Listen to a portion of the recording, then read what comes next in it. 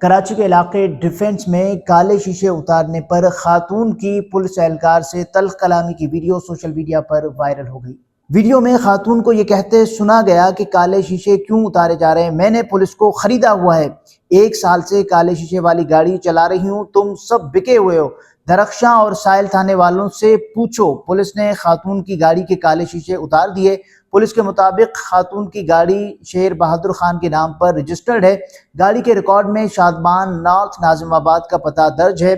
खातून के रवैये और पुलिस को धमकियां देने का जायजा लिया जा रहा है। हुक्काम बाला का हुक्म हुआ तो मुकदमा दर्ज किया जाएगा।